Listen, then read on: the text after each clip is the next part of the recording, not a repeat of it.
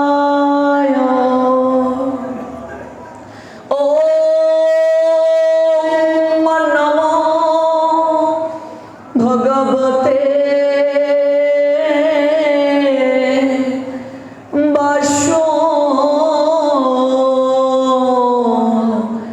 देवाय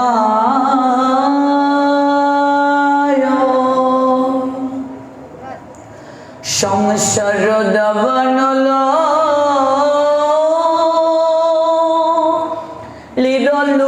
लीलुकोत्रनय करुण घन घनतम प्राप्त कल्याण गुणर्नवश्य वन्दे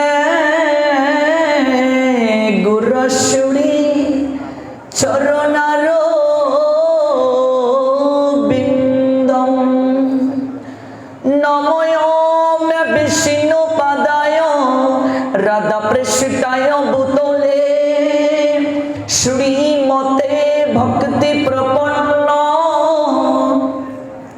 ज्योति स्वामी नामिने नमो आचार्य पदाय धन्यभूषण मुकुटमने गुरु करुणामृतये क्षमा धैर्य शिरोमणे नमोऽयं श्रीमते भक्ति कुसुम श्रवणाय वै विष्णुपदाय देवाय कृपावेदये नमो नमः श्री गौरी करुणामूर्ति कृपापूर्ण कलेवरं श्री भक्ति कुसुमं वन्दे राधा कुंज निवासिनं नमोऽयं विष्णुपदाय कृष्ण प्रेषिताय भूतले श्रीमते भक्ति सिद्धांत सरस्वती नामिने नमो गौर किशोराय साक्षात् वैराग्यमूर्तये विप्रलम्बर शम्भुदे पादाम्बुजायते नमः नमो भक्ति विनोदाय सच्चिदानंद नामिने गौर शक्ति स्वरूपाय रूपानुगवरायते श्री गौराविर्भाव भूमस्तक निर्देष्ट सज्जन प्रिय वैष्णव सार्वभौम श्री जगन्नाथायते नमः वन्दे वृंदावन गुरु कृष्ण कमललोचनं वल्लभी वल्लभं देवं श्री राधालिंगित विग्रहं वन्दे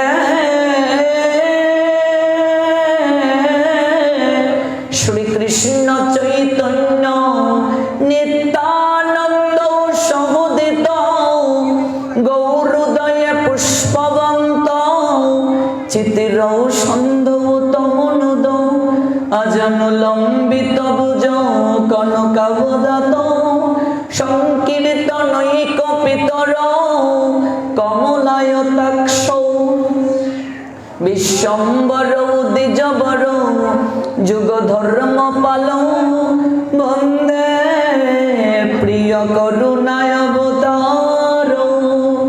महाप्रसादे जननी सर्वसौभाग्यवर्धिनी आदिवेदी हरा नित्यं तुलसी तं नमोस्तुते श्रीरूपे श्री सनातन भट्ट रघुनाथ श्रीजीवी गोपाल भट्ट दास रघुनाथ छया गोसाई करे चरण बंद জগৎ বিঘ্ন নাশ অবিশ্বিত পুরাণ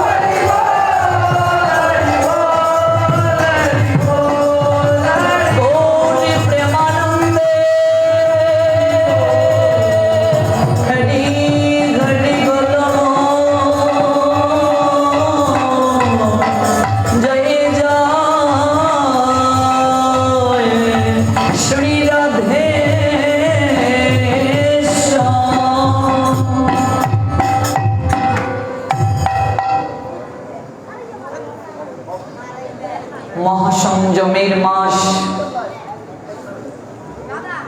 দামোদর মাস উপলক্ষে 32 দিন ব্যাপী অপ্রাকৃত কৃষ্ণ কথামৃতে অবগাহিত হওয়ার মনোরথে আজকের এই ষষ্ঠ রজনীতে এই অপ্রাকৃত কথা শ্রবণের আকিঞ্চনে যারা বহু দূর দূরান্ত থেকে নোয়াখালী জেলা শহরস্থ মাঝদিঘি শ্রী শ্রীরাম ঠাকুর জন্মোৎসব মন্দির প্রাঙ্গণে উপবেশিত হয়েছেন, আপনাদের প্রত্যেকের রাতুল রাঙ্গাচরণে আমি অবাজন বৈষ্ণব জ্ঞানে ভক্তিপূর্ণ প্রণাম নিবেদন করছি। ইন্টারনেটের মাধ্যমে যারা দেশ এবং দেশের বাহির থেকে এই অপ্রাকৃত কথামৃত শ্রবণ করার লালসায় যুক্ত হয়েছেন, আপনাদের প্রত্যেককেই ভক্তিপূর্ণ প্রণাম নিবেদন করছি। আমরা কার্তিক মাসের মহিমা শ্রবণ করছিলাম, ধারাবাহিকতা অনুসারে আজ ষষ্ঠ রজনী। গতকাল আমরা শ্রবণ করেছিলাম এই কার্তিক মাসে যারা ব্রাহ্ম মুহূর্তে স্নান করবে, ব্রাহ্ম মুহূর্তে স্নান করলে তাদের কি কৃপা হবে। এর পূর্বে আমরা শ্রবণ করছিলাম এই কার্তিক মাসে তুলসী মিশ্রিত জলের মহিমা। তৎপূর্বে শ্রবণ করছিলাম কার্তিক ব্রত কিভাবে পালন করা উচিত, এই দামোদর ব্রত পালন করতে আমাদের কি কি সবজিগুলোকে বর্জন করতে হবে, কি কি নিয়ম তান্ত্রিকতায় জীবনকে পরিচালনা করতে হবে এই ব্রত চলাকালীন সময়ে।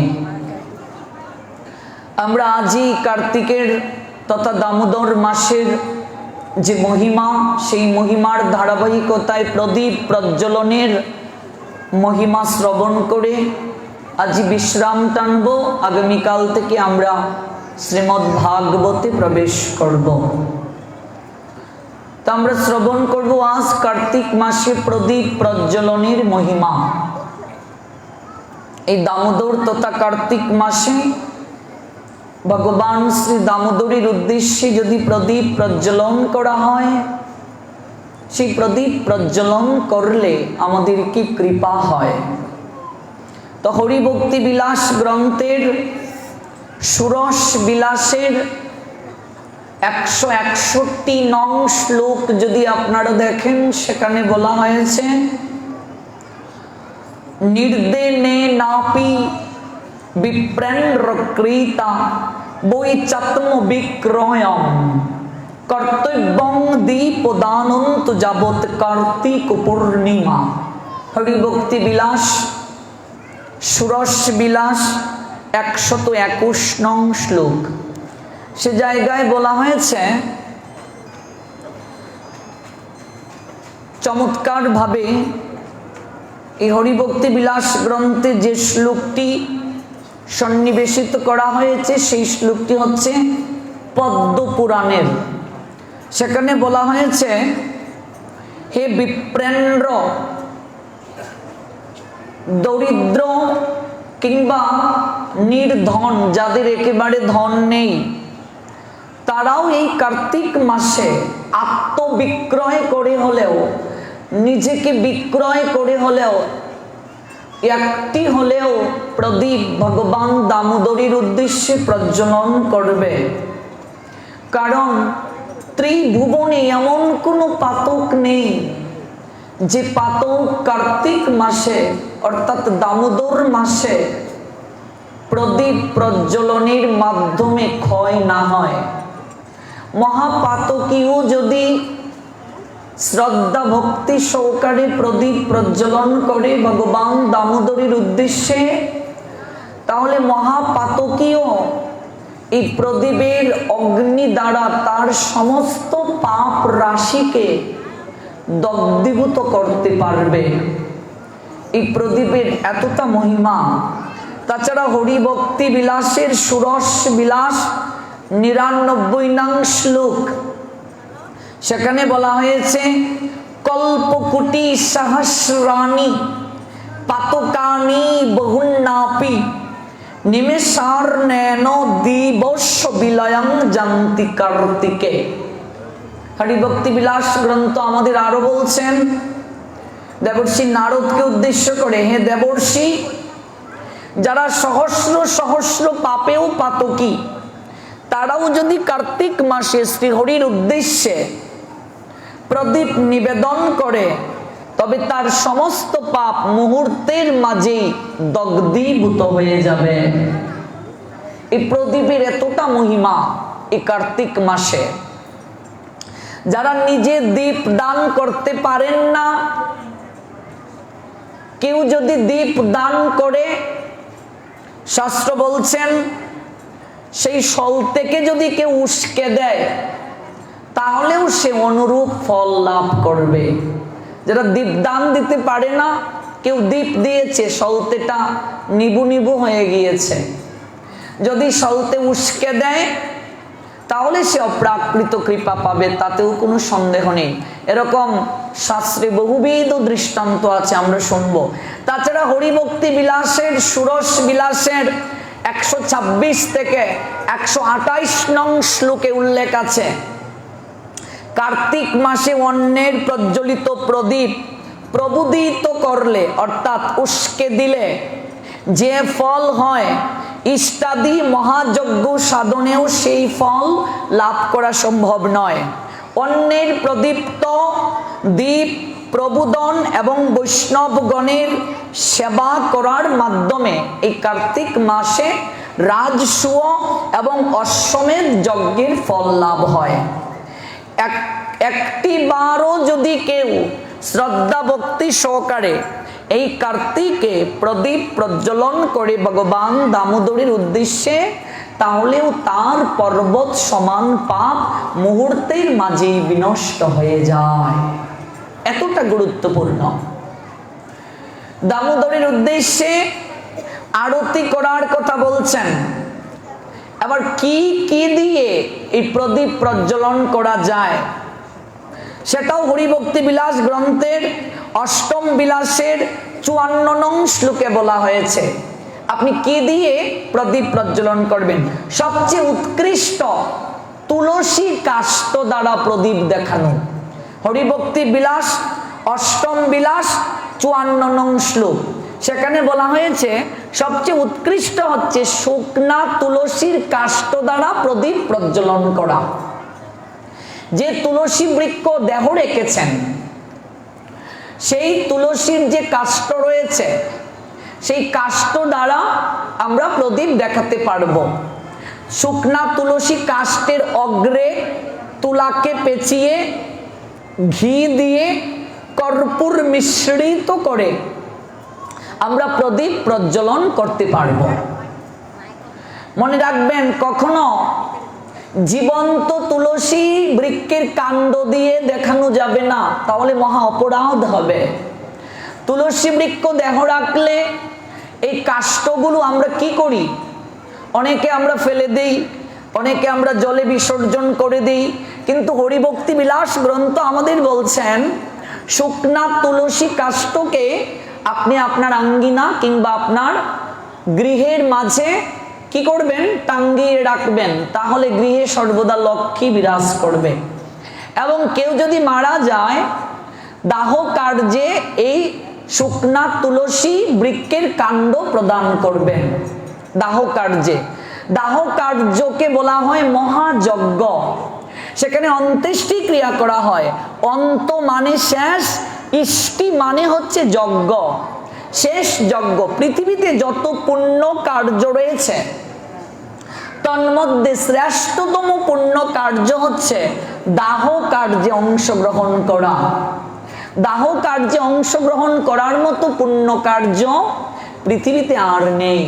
এটাকে মহাযজ্ঞ বলা হয়, শেষ যজ্ঞ। অন্ত্যেষ্টিক্রিয়া যে আমরা করি, মুখের মাঝে আগুন দেই, অন্ত মানে শেষ, ইষ্টি মানে যজ্ঞ। একটা প্রশ্ন আসতে পারে, এত অঙ্গ প্রত্যঙ্গ থাকতে মুখের মাঝে কেন আগুন দিতে হয়?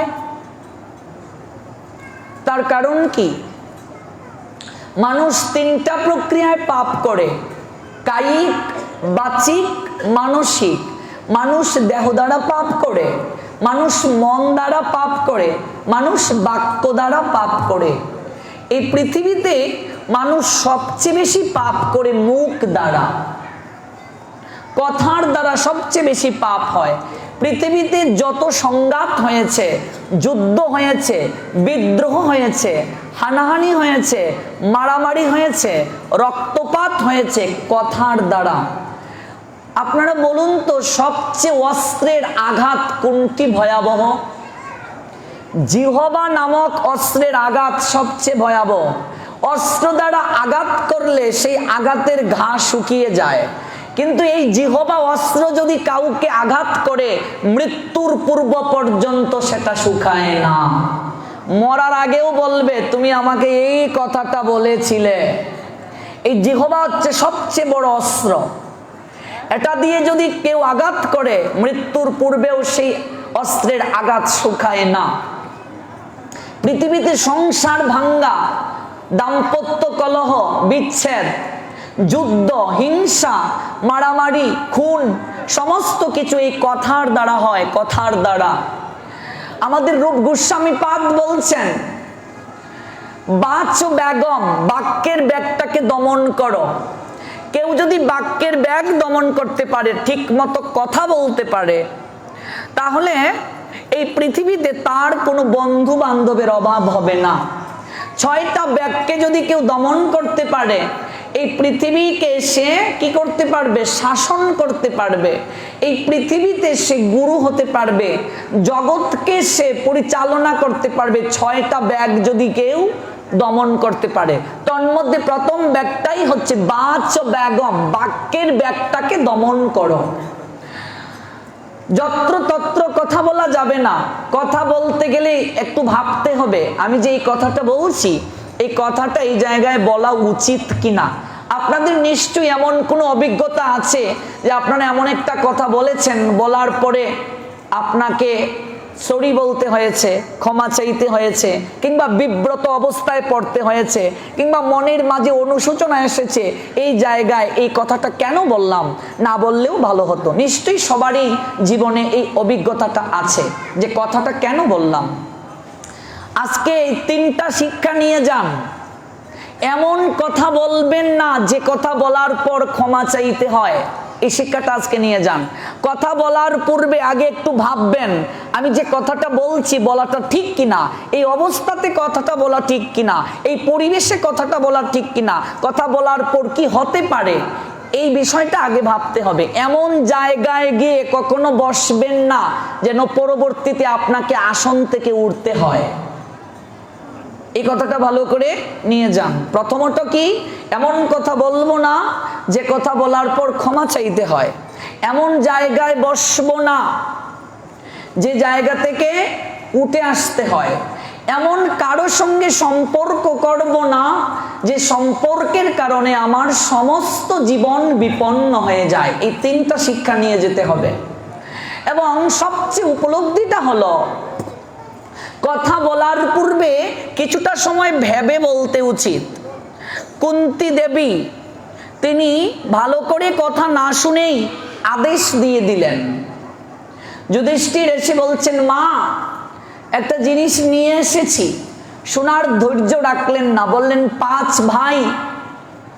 ভাই সেটাকে ভাগ করে নাও। মা তুমি জানতে চাইলে না কি নিয়ে এসেছি? এই একটা আদেশের কারণে মহাভারতের পটভূমিকা পরিবর্তন হয়ে গেল। দ্রৌপদীর জীবনে দুঃখ নেমে আসলো, 5 ভাইয়ের জীবন বিপন্ন হয়ে গেল।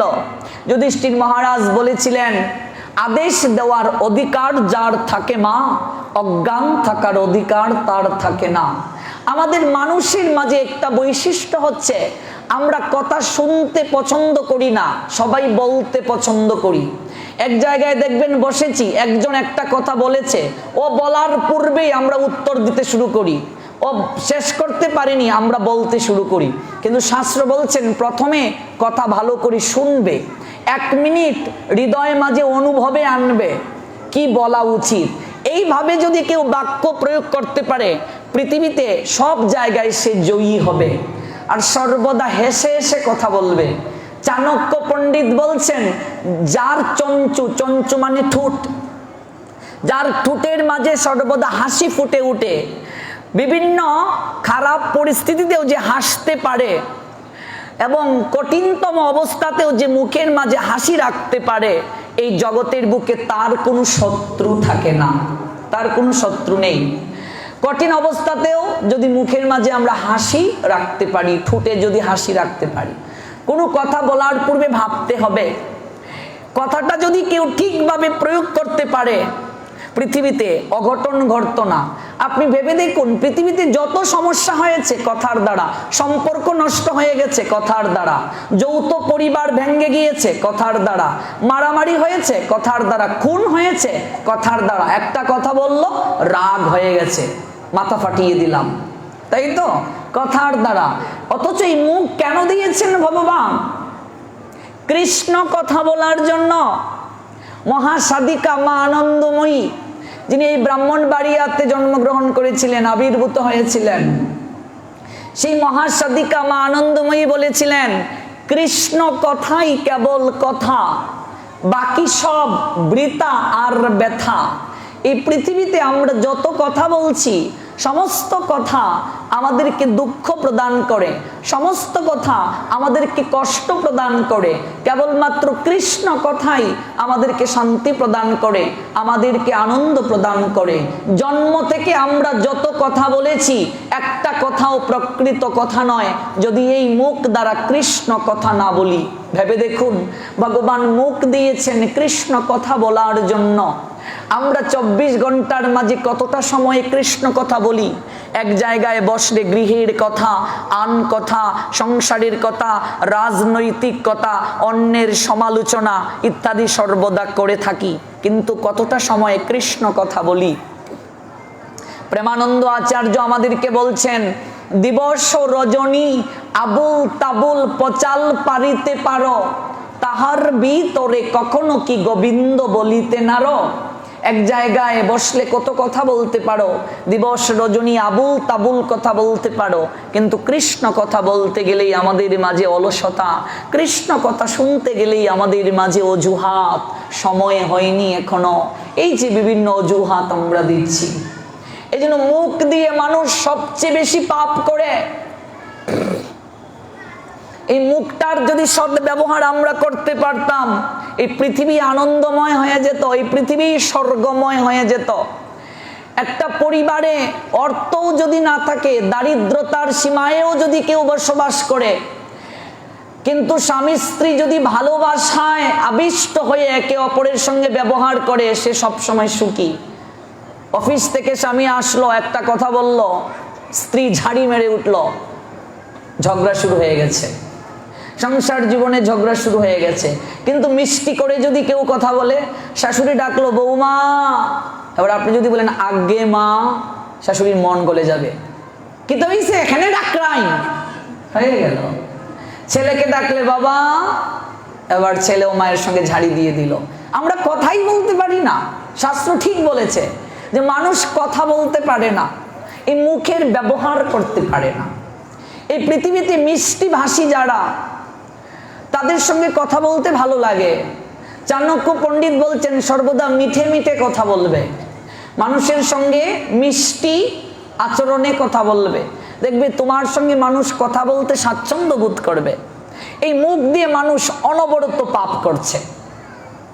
মৃত্যুর পরে আগুনটা মুখের মাঝে দেয়া হয়, এই মুখের সদ্ব্যবহার আমরা করি না। মুখের মাঝে আগুন দিচ্ছে, ভগবানের কথা না বলে কত কথা বলেছি, কৃষ্ণ প্রসাদ গ্রহণ না করে অখাদ্য কুখাদ্য গ্রহণ করেছি, বিড়ি সিগারেট মদ গাঁজা খেয়েছি, এই মুখের মাঝে আগুন দিচ্ছি। একটা মন্ত্র বলা হয়, সপ্ত প্রদক্ষিণ করে অগ্নিকে সাক্ষী রেখে। 7টা পাক কেন দেয়া হয় মৃত ব্যক্তিকে? তারও কারণ আছে। অগ্নিকে ভগবান অধিকার দিয়েছেন, অগ্নি পরিশুদ্ধতার দেবতা।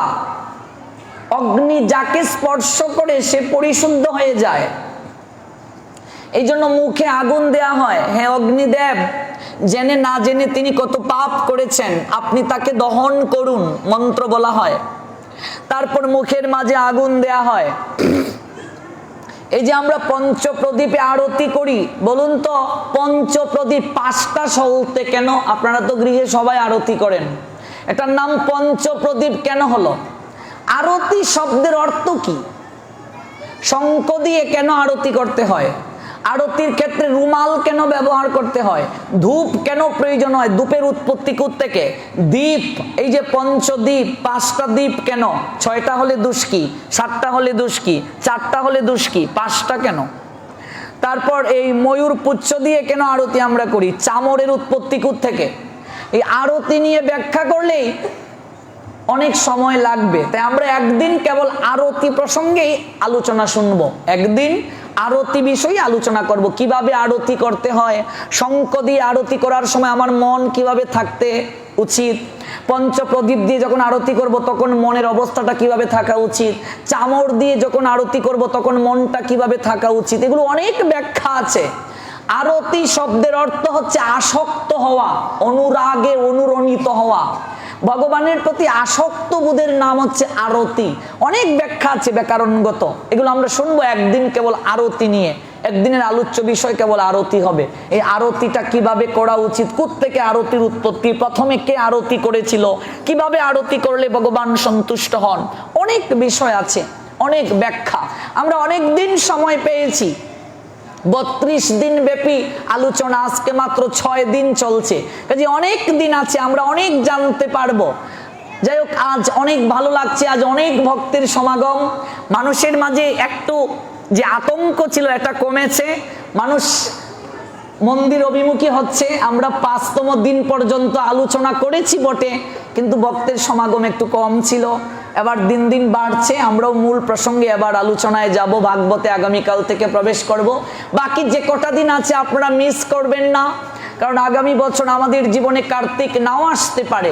সুযোগ যেহেতু পেয়েছি, এই 1 মাস ব্যাপী যদি কেউ নিয়মিত শ্রবণ করেন, আমি বিশ্বাস করি আপনারা অনেক কিছু জানতে পারবেন ধর্ম সম্পর্কে, এবং ব্যক্তিক জীবনে সেটা আচরণে যদি আনতে পারেন, আপনি একজন আদর্শ মানুষ হয়ে যাবেন, একজন শুদ্ধ ভক্ত হয়ে যাবেন। এই 32 দিন ব্যাপী প্রবচন আমাদের জীবনটাকে পরিবর্তন করে দেবে যদি আমরা নিয়মিত শ্রবণ করি। কাজেই শ্রবণটা খুবই গুরুত্বপূর্ণ, শ্রবণটা ঠিক মতো করতে হবে। এই জন্য মুখের মাঝে অগ্নি দিচ্ছি। হিন্দুরা কেন দেহটাকে আগুনে পুড়িয়ে দেয়, অনেক কারণ রয়েছে। আমরা সনাতনীরা প্রত্যেকটা কার্য, জন্ম থেকে একেবারে মৃত্যু পর্যন্ত প্রত্যেকটা কার্য আমরা যজ্ঞানুযায়ী করি। বিয়েটা আমরা যজ্ঞের মাধ্যমে করি, সন্তান ধারণ, সহবাস, এটাও শাস্ত্র বলছে যজ্ঞের মাধ্যমে করা উচিত। এগুলো লজ্জার বিষয় নয়। আমাদের অত্রি সংহিতা যে গ্রন্থ, সেই গ্রন্থে বলা হয়েছে কোন তিথিতে সন্তান নিতে হয়, কোন বারে সন্তান নিতে হয়, কোন নক্ষত্র সন্তান উৎপাদনের জন্য উপযোগী, কোন প্রক্রিয়ায় সহবাস করতে হয়, অনেক বিষয় আছে। আমরা শাস্ত্র নিয়ম মেনে সন্তান ধারণ করছি না বলে আজকে আমার সন্তান অমানুষ, আমার সন্তান কথা শুনে না, আমার সন্তান রাস্তায় কাপড় টানে, আমার সন্তান দুশ্চরিত্রার অধিকারী, তার পিছনে দুর্ভাগ্য হলেও অপ্রিয় হলেও সত্য কথা আমি পিতামাতা দায়ী। কারণ সন্তান, আদর্শ সন্তান পেতে গেলে আমাদের 4টা কার্য করতে হয়। এগুলো ভাগবতে আছে, ভাগবতের টিকায় আছে, সংহিতাগুলোতে আছে। এগুলো লজ্জার বিষয় নয়, এগুলো জানতে হবে। আমি একটা ইয়াং ছেলে, আমি কাল বিয়ে করব, আমাকে জানতে হবে না আমি কি করে সন্তান নেব? এগুলো তো লজ্জা নয়, দুর্ভাগ্য। আলোচক বৃন্দ এইগুলো আলোচনা করেন না, বাস্তবমুখী আলোচনা হওয়া প্রয়োজন। আমি আমার প্রত্যেকটা আলোচনায় বাস্তব বিষয়গুলোকে তুলে ধরি। আমাদের দৈনন্দিন জীবনের প্রতিনিয়ত যে ঘটনা ঘটছে তার সঙ্গে শাস্ত্রের সাদৃশ্যগুলো আলোচনা হওয়া প্রয়োজন। নতুবা আমরা পুরাণ থেকে গল্প শুধু শুনে গেলাম, আমার পরিবর্তন কি হলো, আমার জীবন কতটা আমি পরিবর্তন করতে পারলাম? কাজে আলোচনা হবে বাস্তবমুখী। আমি কাল বিয়ে করব, আমি কাল সন্তান নেব, আমাকে জানতে হবে শাস্ত্র কি বলছেন। এগুলো তো আমরা জানি না, কোন বারে সন্তান নিতে হয়, কোন সময়ে সন্তান ধারণের জন্য উপযোগী, প্রত্যেকটা বিষয় ভাগবতে উল্লেখ আছে এবং বিভিন্ন পুরাণ শাস্ত্রে উল্লেখ আছে। আমরা একদিন শুধু এই বিষয়ে আলোচনা করব, সন্তান ধারণের প্রক্রিয়া, কোন তিথি নক্ষত্র সন্তান ধারণের জন্য উপযোগী, একটা দিন আমরা কেবল এই বিষয়ে আলোচনা শ্রবণ করব। শুধু উল্লেখ করে যাচ্ছি, আপনারা ধারাবাহিকভাবে আসবেন, এই বিষয়ে আমরা আলোচনা শ্রবণ করব। তো আমরা যে বিষয়টির কথা শুনছিলাম সেটি হচ্ছে, আমরা সনাতনীরা প্রত্যেকটা বিষয়কে যজ্ঞের মাধ্যমে করে থাকি। বিবাহটা যজ্ঞ, সন্তান ধারণটাও যজ্ঞ, এমনকি পেটে বাচ্চা আসলে সেটাও আমরা যজ্ঞের মাধ্যমে স্বাদ ভক্ষণ করি। সন্তান জন্মের পরে নামকরণ যজ্ঞের মাধ্যমে করি, প্রদীপ জ্বালিয়ে। হ্যাঁ, সমস্ত কার্য যজ্ঞ। এমনকি মৃত্যুর পরে দেহটা আমরা অগ্নিতে আহুতি দেই, সেটাও যজ্ঞ। এই যে আমরা অগ্নি প্রজ্বলিত করে দেহ দেই, এটা কি দেওয়া জানেন? যজ্ঞের মাঝে দেহ কলাকে ডেডিকেট করা। আমরা যখন বিভিন্ন যজ্ঞ করি, ঠাকুরদা বলে এই সবরি কলা নিয়ে আসবে। মূলত এই কলাটা কিসের প্রদীপ ঠাকুরদাও জানেন না। আমি অনেককে জিজ্ঞেস করেছি যে ঠাকুরদা এই কলা কিসের প্রতীক, জানে না। এই কলা মানে কি? চাম্পা কলা, সবরি কলা, আইঠা কলা, সাগর কলা?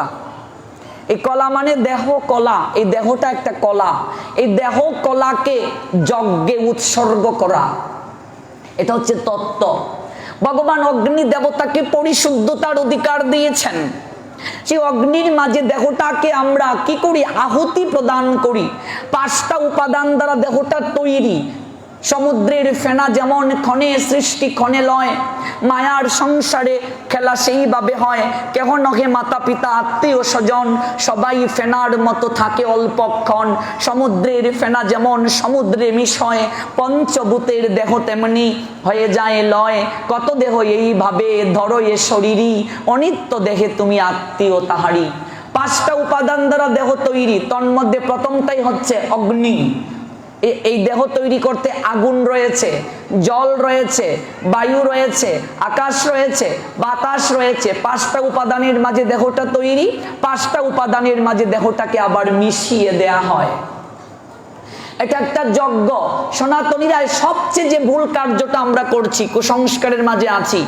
মানুষ যদি মারা যায়, আমরা মৃত বাড়িতে যাওয়া বন্ধ করে দিই। এটা মৃত বাড়ি, তোমরা যাবে না। এই মৃত বাড়িতে গেলে স্নান করতে হবে, এই মৃত বাড়িতে এই করা যাবে না। এটা সম্পূর্ণ কুসংস্কার, মনে রাখবেন। এবং আমরা যে কার্যটা করি, ভুল কার্যটা, মারা গেলে শ্মশানে যখন আমরা নিয়ে যাই, সবচেয়ে ছেঁড়া লুঙ্গি, ছেঁড়া গামছা, ছেঁড়া ময়লা কাপড় পরে আমরা শ্মশানে যাই। ঠিক বলছি তো? শাস্ত্র বলছে শ্মশানে যাবে স্নান করে, নতুন কাপড় পরিধান করে।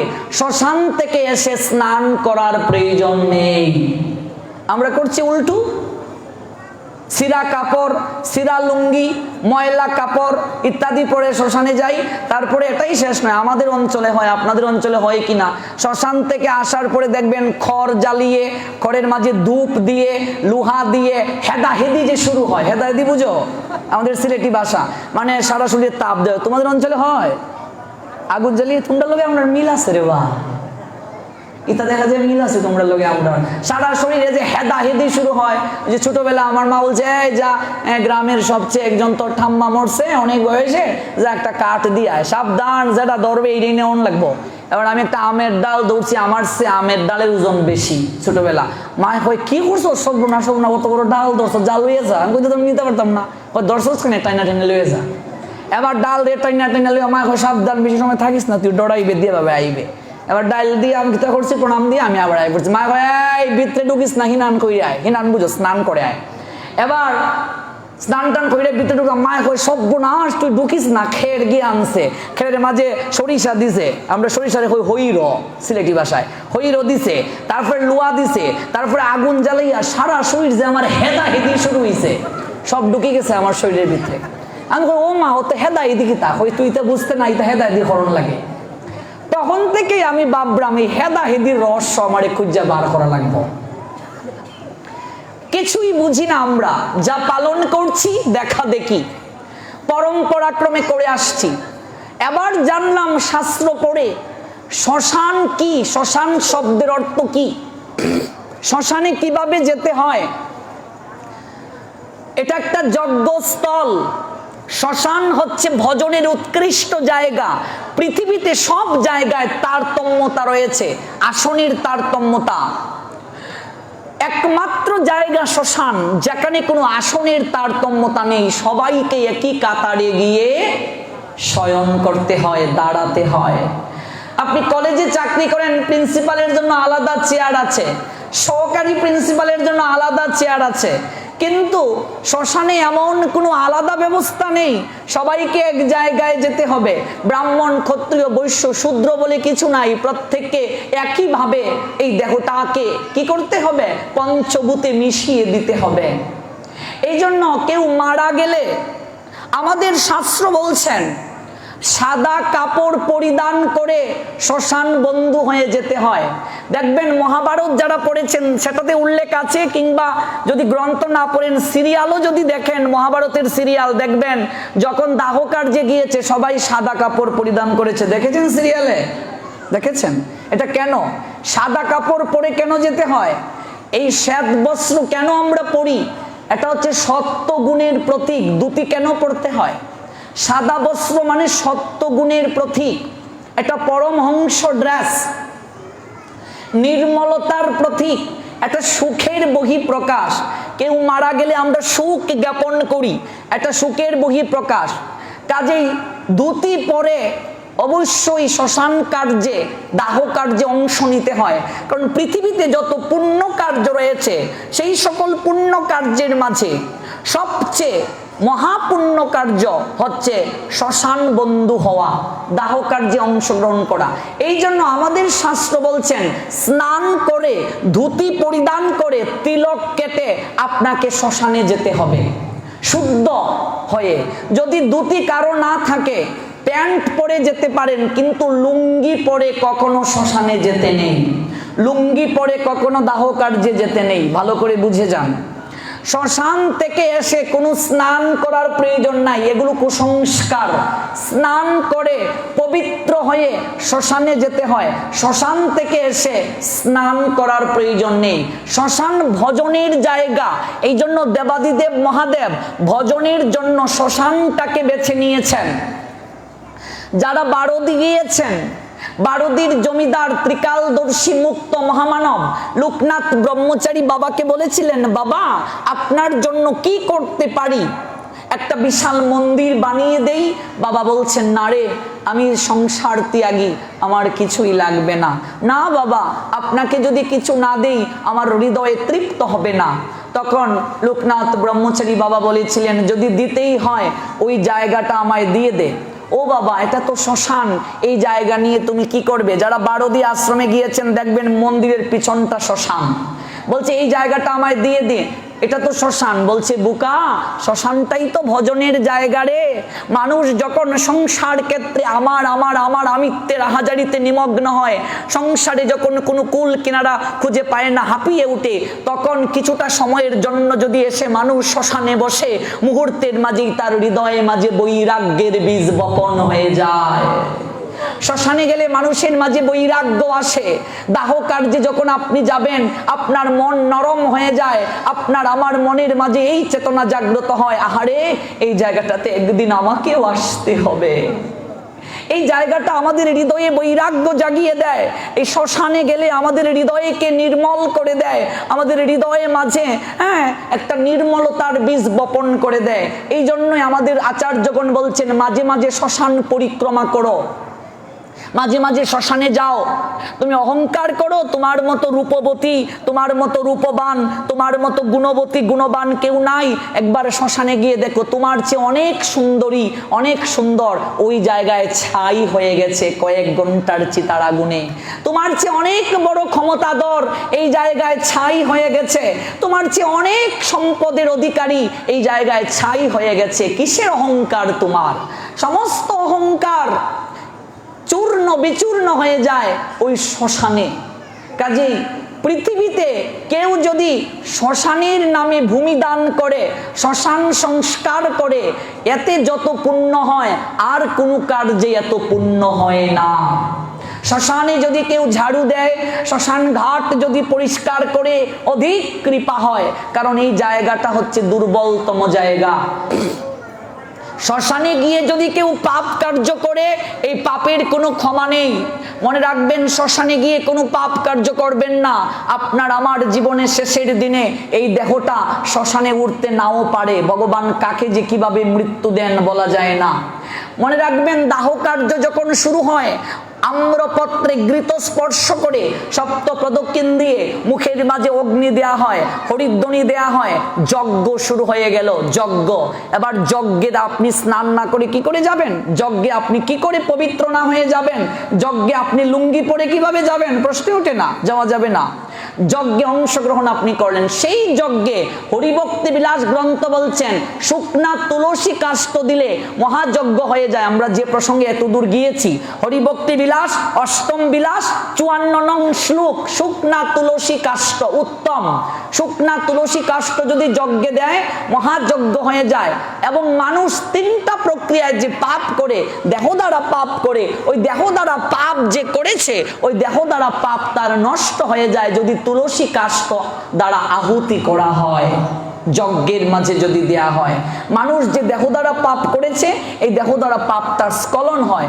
অনেকে না বুঝে কি করে, কাষ্ঠে তোলার পূর্বে তুলসী মালাটা গলা থেকে ছিঁড়ে ফেলে। এটা ঠিক নয়, এটা পাপ। মনে রাখবেন, কণ্ঠের মাঝে তুলসী মালা সহই কাষ্ঠের মাঝে তুলতে হবে।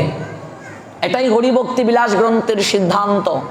যজ্ঞ যখন শুরু হয়ে যাবে তখন কোনো প্রকার খাবার গ্রহণ করা যাবে না। আমরা দেখা যায় শ্মশান ঘাটে গিয়ে দেখি একদিকে যজ্ঞ চলছে, চা চলছে, মিষ্টি বিতরণ চলছে, মুড়ি বিতরণ চলছে, খাবার বিতরণ চলছে। কিন্তু শাস্ত্র বলছেন যজ্ঞ চলাকালীন সময়ে কোনো প্রকার খাবার গ্রহণ করা যাবে না, এমনকি জল পর্যন্ত গ্রহণ করা যাবে না। এটা আমরা যজ্ঞে অংশগ্রহণ করেছি। যজ্ঞ চলাকালীন সময়ে কোনো প্রকার নেশা জাতীয় দ্রব্য সেবন করা যাবে না। আমরা তো সিগারেট, গাঁজা, মদ না হলে লাশ পুরানোই হয় না। মহাপাপ করছি আমরা। পৃথিবীতে অন্য জায়গায় পাপ করলেও একটা প্রায়শ্চিত্তের বিধান আছে। শ্মশানে গিয়ে যদি কেউ পাপ করে এই পাপের কোনো ক্ষমা নাই। শ্মশানে গিয়ে কখনো পাপ করবেন না। আপনার জীবনে এই দেহটা ওই শ্মশানে নাও যেতে পারে যদি পাপ কার্য করি আমরা। কারণ ভগবান কখন যে কিভাবে কাকে দণ্ড প্রদান করেন কেউ সেটা বলতে পারবে না।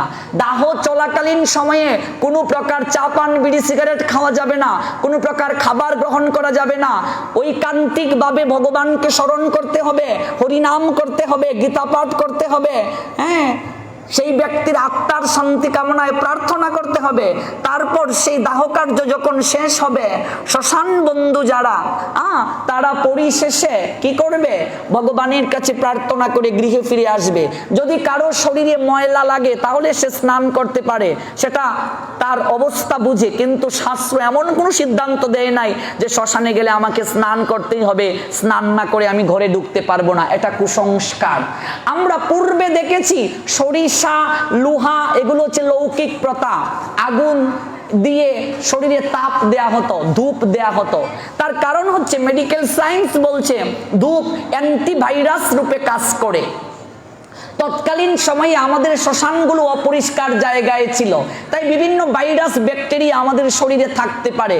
কিংবা যেহেতু ছাই, ভস্য ইত্যাদি আমাদের শরীরে মেখে যায়, কাজে ভাইরাস নষ্ট করার জন্য আমরা স্নান করে অগ্নি প্রজ্বলিত করে ধূপ দিতে পারি।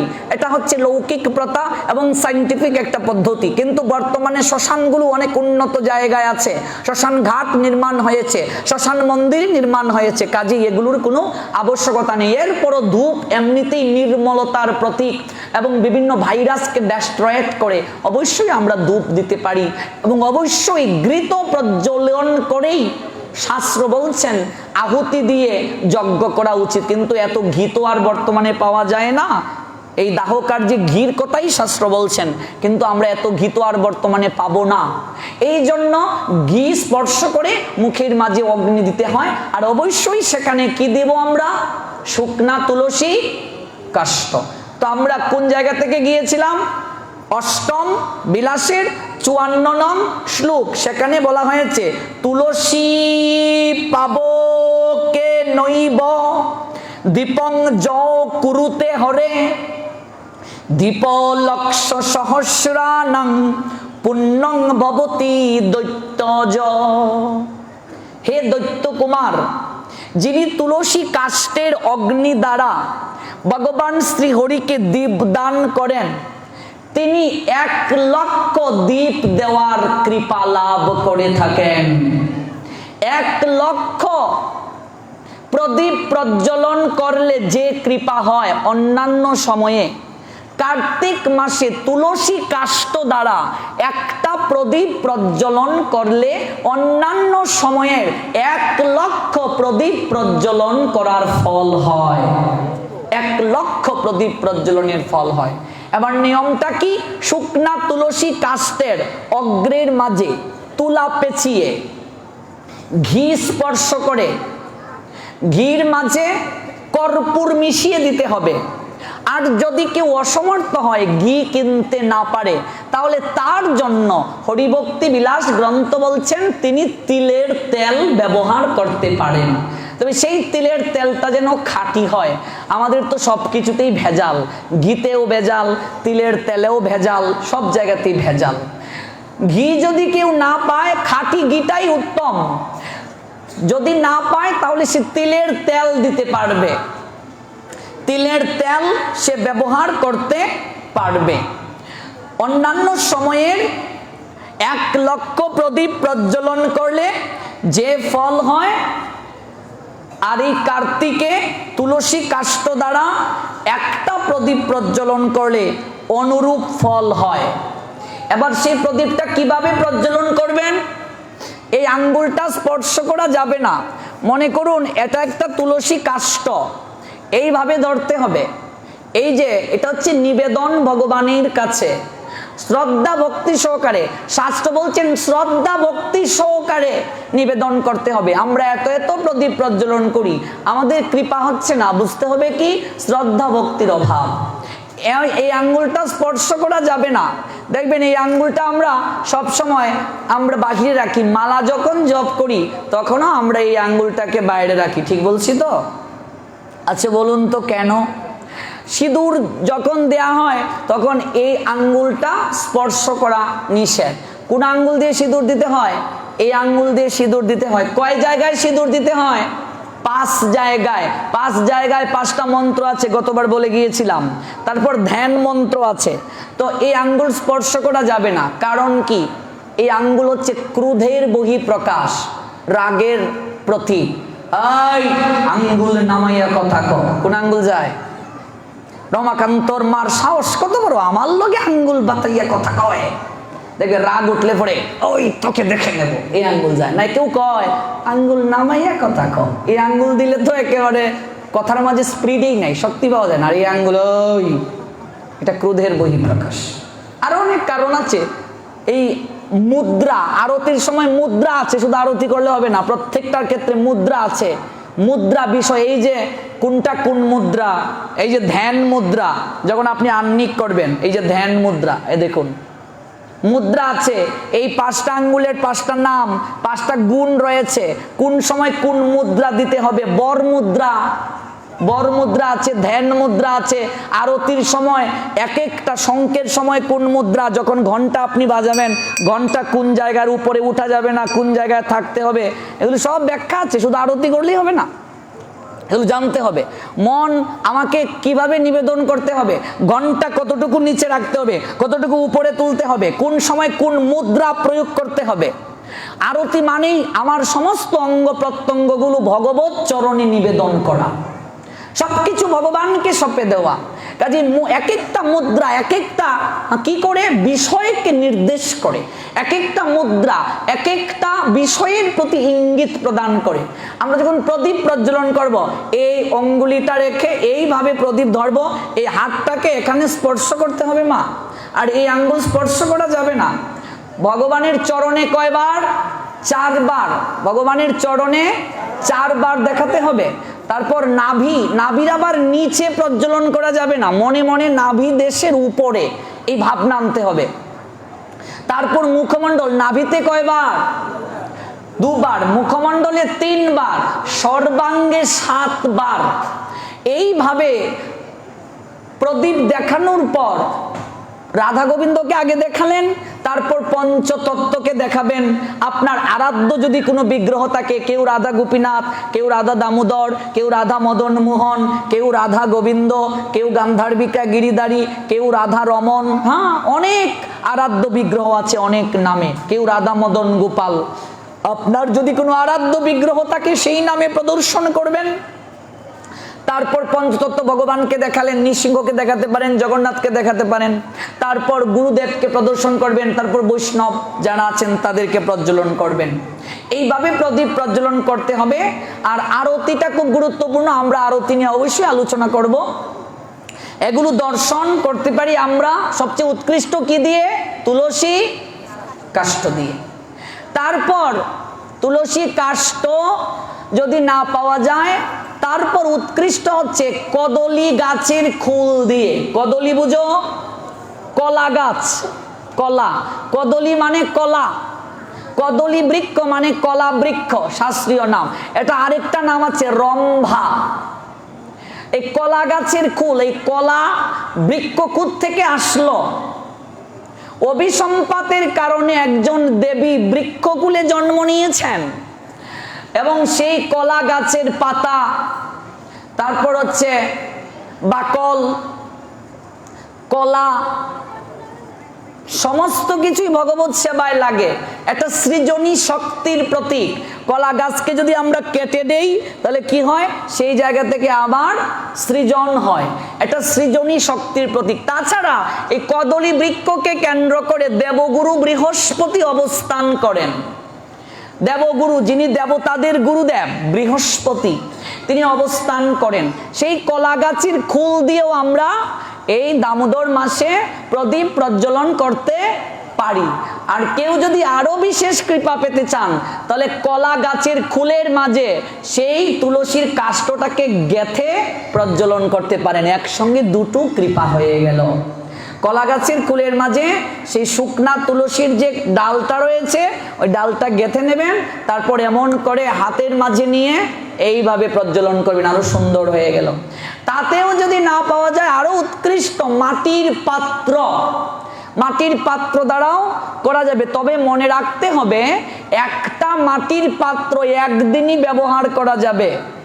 একটা মাটির পাত্র যদি পুনরায় ব্যবহার করা হয় তাহলে অপরাধ হবে। একটা মাটির পাত্র একদিনেই ব্যবহার করা যাবে। তারপরও যদি কারো সংকট হয়, কেউ না পায়, তাহলে সেই মাটির পাত্রটাকে আগুনে পোড়াতে হবে। যদি আপনি না পান, একটা মাটির পাত্র দিয়ে দেখালেন, তারপর এটাকে জলের মাঝে ধুতে হবে, আবার আগুনে পোড়াতে হবে, তারপর আবার জলে ধুয়ে রোদে শুকাতে হবে, তারপর আবার অগ্নিতে একটু তাপ লাগিয়ে আপনি আবার প্রজ্বলন করতে পারবেন। তবে একটা মাটির পাত্র একবারই ব্যবহার করা উত্তম। তাহলে আমরা তিনটা প্রক্রিয়ায় প্রদীপ প্রজ্বলন করার পদ্ধতি জানলাম: তুলসী কাষ্ঠ, কলা গাছের ফুল, তিন হচ্ছে মাটির পাত্র। এই তিনটা থেকে যে কোনো একটার মাধ্যমে আমরা প্রদীপকে প্রজ্বলন করতে পারি। তবে হরিভক্তি বিলাস গ্রন্থ বলছেন, অষ্টম বিলাসের 54 নং শ্লোকে, তুলসী কাষ্ঠ দ্বারা যদি কেউ প্রদীপ প্রজ্বলন করে 1 লক্ষ প্রদীপ প্রজ্বলনের সমফল হয়। এবার মনে করুন, আপনি পূর্ণিমা তিথিতে, কিংবা আপনি দ্বাদশী তিথিতে, কিংবা আপনি একাদশী তিথিতে, কিংবা আপনি দীপাবলির দিন, কিংবা আপনি গোপাষ্টমী তিথিতে, কিংবা আপনি অন্নকূট মহোৎসবের দিন 108টা প্রদীপ প্রজ্বলন করবেন। 108টা প্রদীপ যদি এই কার্তিক মাসের প্রতিদিন কেউ প্রজ্বলন করে তাহলে তার অধিক কৃপা হয়। 108 কেন? তার পিছনে কারণ আছে। এই মালায় 108টা গুটি কেন বাবা? এই মালায় 108টা গুটি কেন? আমরা বিভিন্ন পুজো যখন করি তখন আমরা 108টা আম পাতা আনি। 108টা আম পাতা কেন?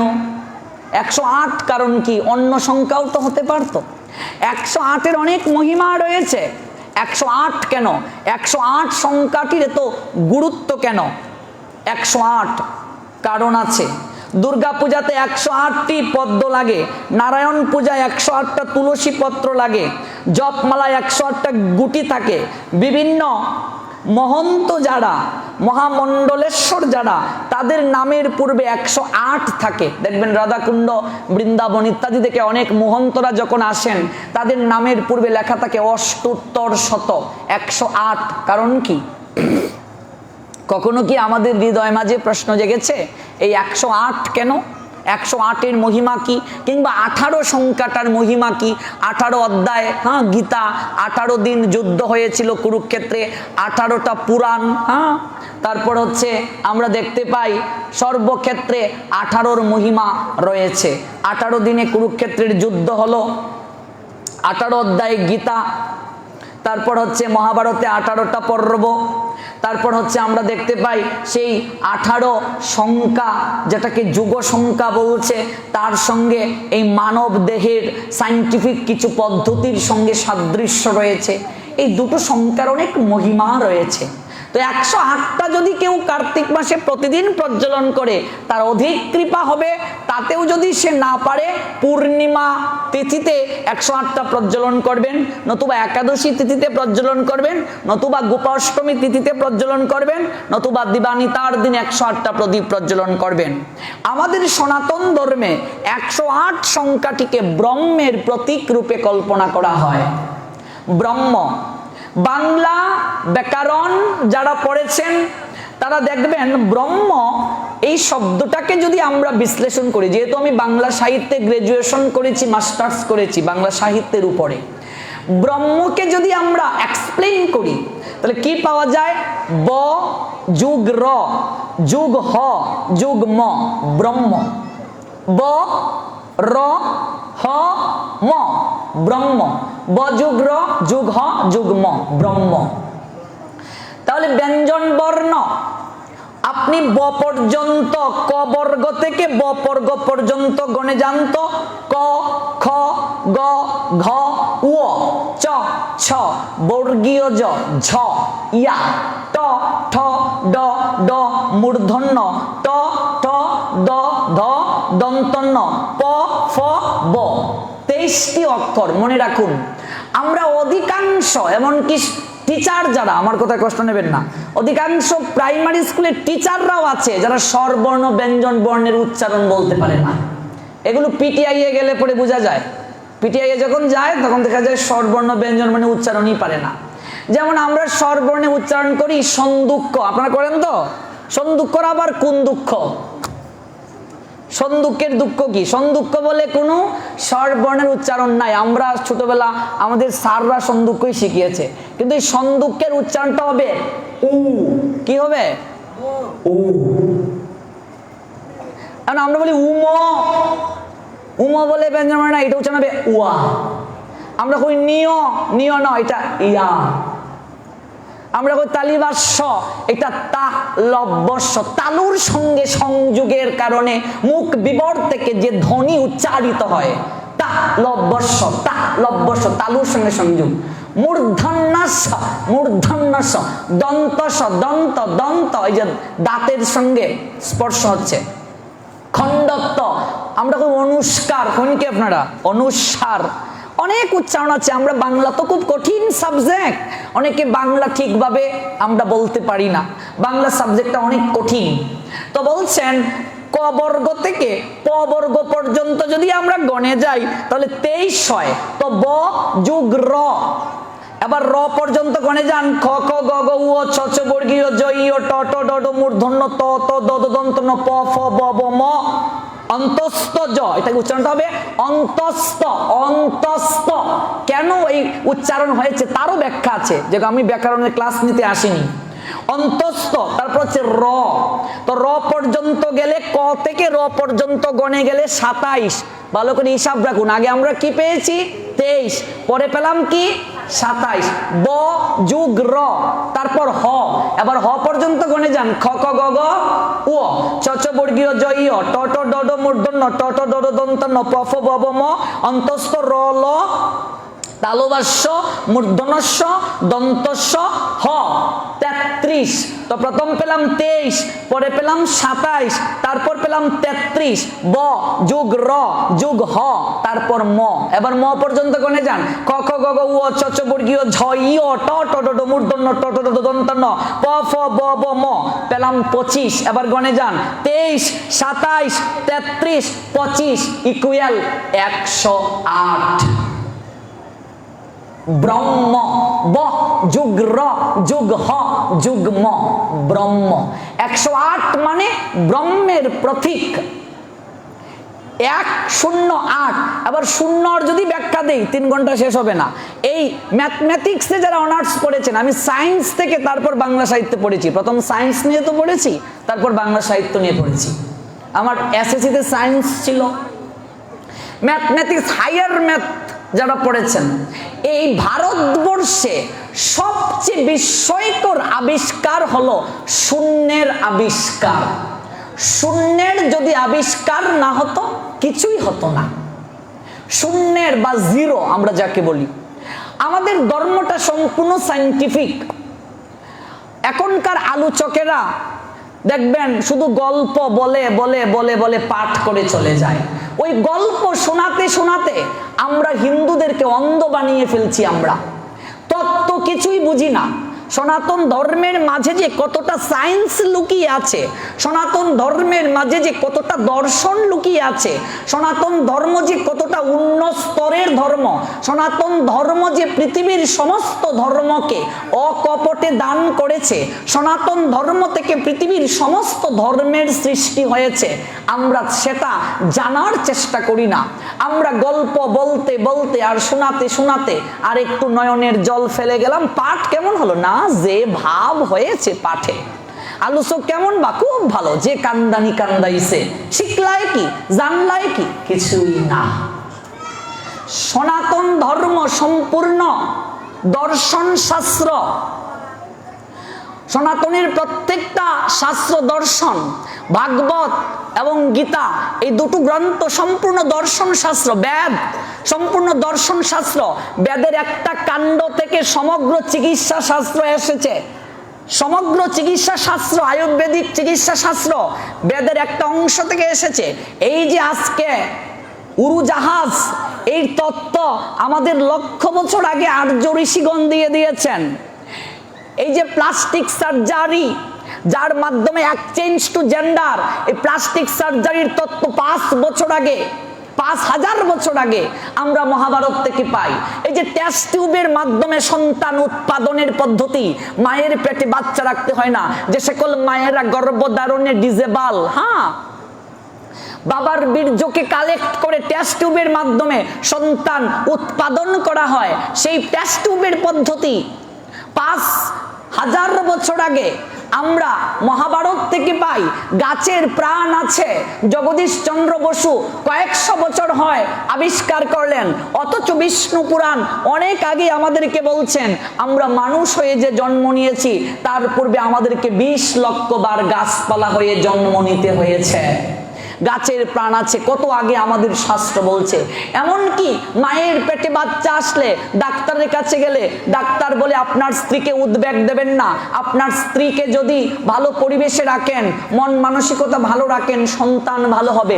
আমাদের অত্রি সংহিতা সহ অনেক শাস্ত্র গর্ভকালীন সময়ে সন্তানের উপস্থিতি, সন্তানের প্রক্রিয়া কি, এই বিষয়গুলো ব্যাখ্যা করেছেন। আজকে ডাক্তাররা পর্যন্ত সেগুলোকে স্বীকার করেন, সায়েন্স স্বীকার করেন আমাদের সনাতন ধর্মের তত্ত্ব উপাত্তগুলোকে। দুর্ভাগ্য আমরা সনাতন ধর্মের হিন্দু সমাজের লোকেরা আমরা শাস্ত্রটাকে সঠিকভাবে রিসার্চ করছি না। তার পিছনে যে কারণগুলো রয়েছে, আমাদের কোনো শিক্ষা প্রতিষ্ঠান নেই যেখানে গিয়ে আমরা পড়াশোনা করে জানবো। এই দায় থেকে আমরা যারা ধর্ম প্রচারক আছি তারাও আমরা বের হতে পারবো না। আমি প্রত্যেক ধর্ম প্রচারকদের প্রতি সম্মান রেখে কথা বলছি, প্রত্যেক কীর্তনিয়াদেরকে সম্মান রেখে কথা বলছি। আমরা অধিকাংশ লোকেরা আমরা কেবল গল্প বলে বলে চলে যাই, এর পিছনে তত্ত্ব বলি না। যতদিন পর্যন্ত সনাতনীরা তত্ত্ব না জানবে ততদিন পর্যন্ত ধর্ম তারা সঠিকভাবে আচরণ করবে না। আপনি যদি তিলকের তত্ত্ব না জানেন কেন দিতে হয়, তার পিছনে কি সায়েন্টিফিক কোনো কারণ আছে? এই শঙ্খ কেন পরিধান করতে হয়, শঙ্খের সিঁদুরের উৎপত্তি কোত্থেকে, তার পিছনে সায়েন্টিফিক কারণ কি, সিঁদুর কেন দিতে হয়, সিঁদুরের উৎপত্তি কোত্থেকে, সিঁদুরের সায়েন্টিফিক কারণ কি, এই তত্ত্ব যদি আমরা না জানি, আজকে আমরা পালন করছি, কালকে আমরা আর পালন করব না। এই কারণেই তো আজ দিন দিন সনাতনীদের দুর্দশা। আজকে লাভ জিয়াদের করুণ ফাঁদে পড়ে সনাতনীরা ডাইভার্ট হয়ে যাচ্ছে, অন্য ধর্মের পতাকা তলে আশ্রয় নিচ্ছে।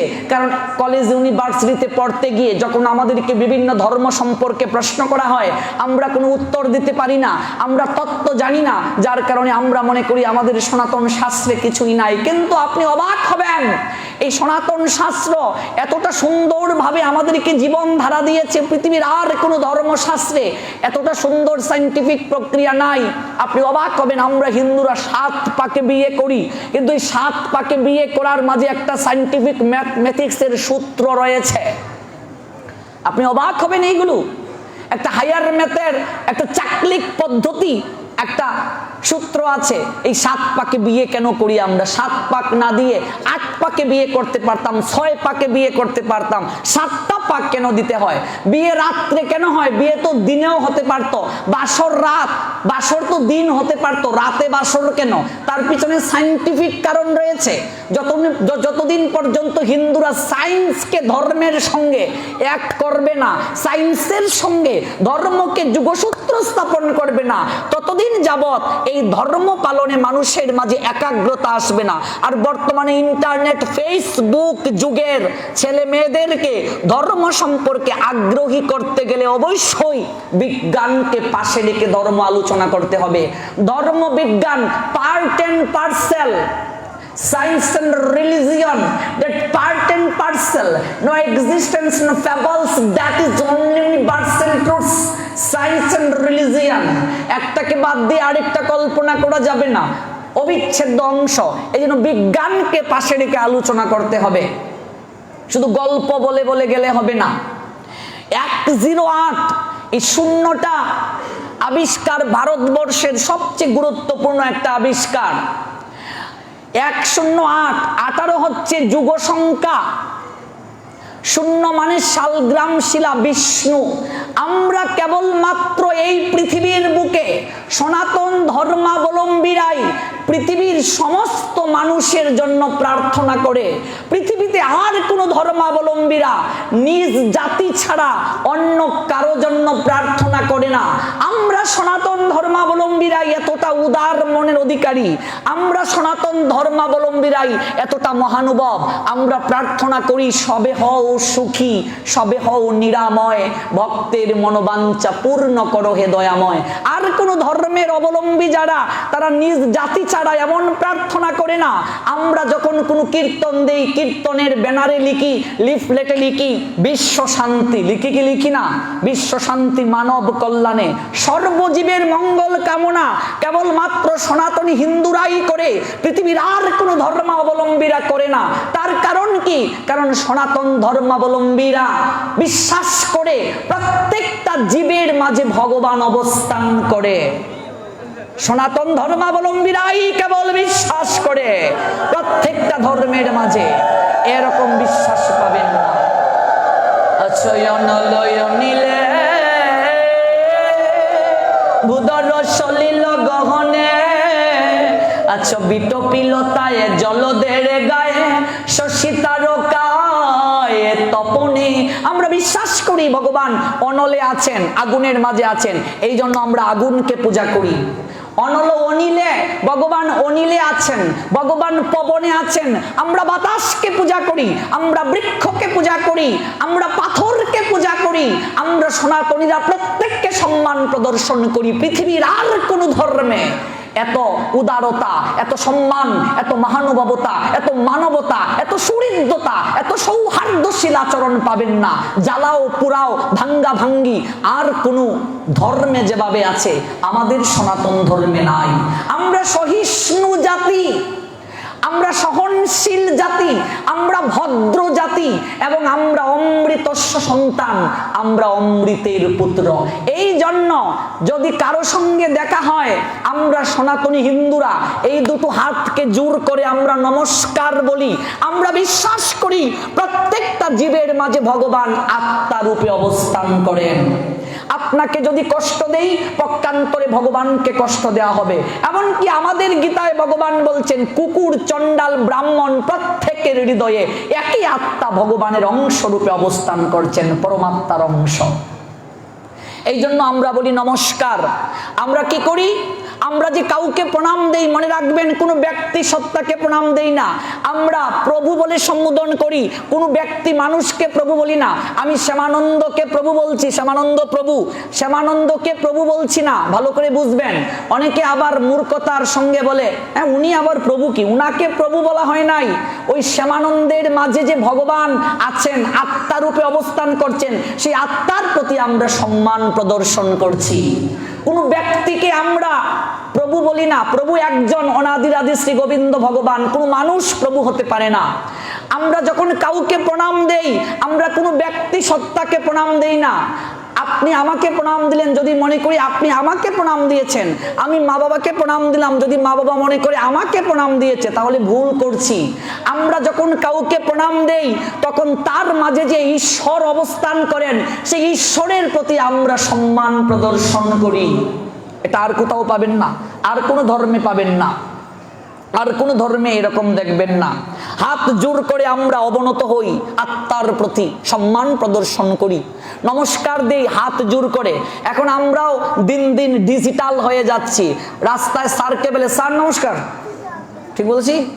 মন্দিরে এসে ঠাকুরকে প্রণাম দিচ্ছে, বিশেষ করে মায়েরা ভ্যানিটি ব্যাগ থেকে 5 টাকা বের করলো, তারপর দিচ্ছে। আপনি প্রণাম অপরাধ করছেন।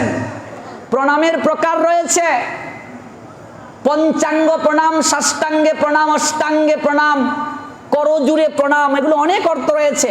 ভগবানকে কিভাবে প্রণাম দিতে হয়, দেবতাকে কি করে প্রণাম দিতে হয়, বৈষ্ণবকে কি করে প্রণাম দিতে হয়, গুরুদেবকে কিভাবে প্রণাম দিতে হয়, আলাদা আলাদা ব্যাখ্যা আছে। প্রণাম সর্বদা হাত জোর করতে হবে। আমরা সনাতনীরা পৃথিবীর বুকে মহানুভবতার শিক্ষা দিয়ে উদারতার বীজ মন্ত্রে সবাইকে দীক্ষিত করি। এই জন্য দুটি হাত জোর করে আমরা বিশ্ববাসীকে দেখাই, দেখো আমার ধর্ম কতটা শ্রেষ্ঠ। আমরা বিশ্বাস করি প্রত্যেকটা জীবের মাঝে ভগবান আত্মারূপে অবস্থান করেন। আমরা প্রত্যেক জীবকে আমরা সম্মান প্রদর্শন করি। জীবে সম্মান দেবে জেনে কৃষ্ণ অধিষ্ঠান। চৈতন্য চরিতামৃত বলছেন প্রত্যেক জীবকে সম্মান দেবে, কারণ তার মাঝে কৃষ্ণ আছেন, ভগবান আছেন। শৈব যারা শিবের উপাসনা করে, ওরা বিশ্বাস করে যত্র জীব তত্র শিব। আমরা বিশ্বাস করি প্রত্যেক জীবের মাঝে ভগবান আছেন। এই জন্য 108 শূন্য হচ্ছে শালগ্রাম শিলা বিষ্ণু। এই সনাতনীরা যত পূজাই করুক, দুর্গা পূজা, লক্ষ্মী পূজা, সরস্বতী পূজা, কালী পূজা, গণেশের পূজা, বিপদ নাশিনী পূজা, যত পূজাই করুক, মূলত প্রথমে তারা শালগ্রাম শিলার পূজা করে, মানে বিষ্ণু পূজা করে। মূলত তত্ত্বগত দিক থেকে আমরা একজনকেই পূজা করি। আমাদের সনাতন ধর্মে একজনই ঈশ্বর, একজনেই ভগবান। আমরা বহু ঈশ্বরের পূজা করি না, আমরা বহু ভগবানের পূজা করি না। অথচ আমরা সনাতনীরা শাস্ত্র না জানার কারণে আমরা মনে করি ভগবান অনেক। ভুল কথা। আমরা একজনকেই ভগবান মানি। ভগবান বহু নয়, ঈশ্বর বহু নয়। এগুলো জানতে হবে, এগুলো বুঝতে হবে। এই জন্য গীতা প্রথমে পড়তে হবে। ভগবান শ্রীমদ্ ভগবদ গীতায় 10ম অধ্যায়ের 8 নং শ্লোকে স্পষ্টভাবে বলে দিয়েছেন, I am the source of all spiritual and material worlds, everything emanates from me. ভগবান বলছেন আমি জড় এবং চেতন জগতের সব কিছুর উৎস। এভরিথিং এমানেটস ফ্রম মি, সবকিছু আমার থেকে সৃষ্টি হয়েছে। তাহলে এই জগতের সবকিছু কার থেকে সৃষ্টি হয়েছে? ভগবান কৃষ্ণ থেকে। কৃষ্ণ নিজে বলেছেন এভরিথিং এমানেটস ফ্রম মি। 10ম অধ্যায় 8 নং শ্লোক বাড়িতে গিয়ে পড়বেন শ্রীমদ্ ভগবদ গীতাটা। শ্লোকটা কি? অহং সর্বস্ব প্রভব মত্ত সর্বম প্রবর্ততে ইতি মত্তা ভজন্তে মাম বুধাভাব সমন্বিতা। দ্য ওয়াইজ পারসন মানে জ্ঞানী ব্যক্তি, the meritorious person, intelligent person, মেধাবী ব্যক্তি, বুদ্ধিমান ব্যক্তি যারা, who perfectly know the engage in my devotional service me with all their hearts, say all power supreme being Krishna. Arjun, the wise person who perfectly know the engage in my devotional service and worship with all their hearts. Of course, that's time every person his dignity dedicate to me, say all power supreme being Krishna. Shrimad Bhagavad Gita দশম অধ্যায় 8 নং শ্লোক ভগবান নিজ মুখে বলে দিলেন, এই পৃথিবীতে যত জড় রয়েছে, চেতন রয়েছে, সবকিছু আমা থেকে সৃষ্টি হয়েছে। আরো যদি ক্লিয়ার জানতে চান, সপ্তম অধ্যায় পড়বেন 7 নং শ্লোক, সেখানে ভগবান বলছেন, হে অর্জুন, আমা থেকে বড় আর কেউ নাই। কি বলছেন? আমি থেকে বড় আর কেউ নাই। শ্লোকটা কি? মত্ত পরতর নন্নত কিঞ্চিতস্তি ধনঞ্জয় ময়ি সর্বমিদং প্রূতম সূত্রে মণি গণাইবহ। হে ধনঞ্জয়, আমা থেকে শ্রেষ্ঠ আর কেউ নাই। সূত্রে যেমন মণি সমূহ গাথা থাকে, তেমনি সমস্ত বিশ্ব আমাতেই অতপ্রতভাবে জড়িত থাকে, গাথা থাকে। অহংকার আর foil, there is no truth superior to me, everything rests upon me as far as strong on tread। সপ্তম অধ্যায় 7 নং শ্লোক। আজকে অন্যান্য ধর্মাবলম্বীরা আমাদের দুর্গা পূজা দেখে, সরস্বতী পূজা দেখে, কালী পূজা দেখে তাদের চুলকানি উঠে গায়ে। তারা বলে তোমরা নিজেরাই ক্ষুধা বানাও। কোন ছাগল বলে দুর্গা কি ক্ষুধা? দুর্গা কি ভগবান? ভগবানের এক একটা অংশ, এক একটা শক্তির প্রকাশ হচ্ছে দেবদেবী। আজকে জানি না বলে দাঁত ভাঙ্গা জবাব দিতে পারি না আমরা। একজনই আমাদের পরমেশ্বর ভগবান, তিনি অনাদির আদি শ্রী গোবিন্দ ভগবান। ব্রহ্ম সংহিতার 5ম অধ্যায়ের 1 নং শ্লোকে বলছেন, ঈশ্বর পরম কৃষ্ণ সদচিদ আনন্দ বিগ্রহ অনাদির আদি গোবিন্দ সর্বকারণ কারণম। জগতের বুকে যখন কোনো জল ছিল না, জগতের বুকে যখন কোনো স্থল ছিল না, তখন একজন ছিলেন, তিনি অনাদির আদি, তিনি সর্বকারণের পরম কারণ, আর তিনি হলেন আমাদের লীলা পুরুষোত্তম ভগবান কৃষ্ণ। জয় জয় শ্রী রাধে। তাহলে বাকি দেবতা যারা, ওরা কেউ ভগবান না, ওরা ভগবানের এক একটা শক্তির প্রকাশ। তাহলে ভগবানের কি শক্তি নাই? ভগবানই তো সর্বক্ষমতার অধিকারী। এক একটা সেক্টর দিয়েছেন, যেমন মনে করুন শিক্ষামন্ত্রী সরস্বতী, অর্থমন্ত্রী লক্ষ্মী, বিদ্যুৎ জ্বালানি মন্ত্রী ইন্দ্র দেবতা, পানি সম্পদ মন্ত্রী বরুণ। এক একটা মন্ত্রী এক একটা দপ্তর দিয়েছেন ভগবান তাদেরকে। লক্ষ্মী অর্থমন্ত্রী। আবার অর্থমন্ত্রী যদি নোয়াখালী এসে বলে 1 কোটি টাকা বাজেট দিলাম তোমাদের নোয়াখালীর জন্য, তার বাপের পকেট থেকে আইনা 1 কোটি দিতে পারবে? সংসদে গিয়ে বিল উত্থাপন করবে, তারপর বিল পাস হবে, সাইন লাগবে, অনেক বিচার বিশ্লেষণ আছে, পদ্ধতি আছে, তারপর টাকা আসবে। এবার লক্ষ্মীকে বললাম, ও মা লক্ষ্মী আমাকে ধন দাও, ধন দাও। মা লক্ষ্মীর ক্ষমতা নাই ধন দেওয়ার। মা লক্ষ্মী ভগবানের কাছ থেকে আইনা ধন দেবে। ভালো করে বুঝো। বুঝি না বলেই তো সমস্যা। আমাদের সনাতন শাস্ত্র থেকে এই রাষ্ট্র পদ্ধতি নেওয়া হয়েছে। আজকে যে রাষ্ট্রের পদ্ধতিগুলো চলছে, বিভিন্ন সেক্টর ভাগ করা, কোত্থেকে পেয়েছ? আজকে অনেক বড় বড় কথা বলো। আজকে বিভিন্ন বার, শনিবার আমাদের শনি দেবতার নামে, রবিবার আমাদের দেবতার নামে, সোমবার আমাদের সোম দেবতার নামে, মঙ্গলবার আমাদের মঙ্গল দেবতার নামে, বুধবার আমাদের বুধ দেবতার নামে, বৃহস্পতিবার আমাদের বৃহস্পতি দেবতার নামে, শুক্রবার আমাদের শুক্র দেবতার নামে।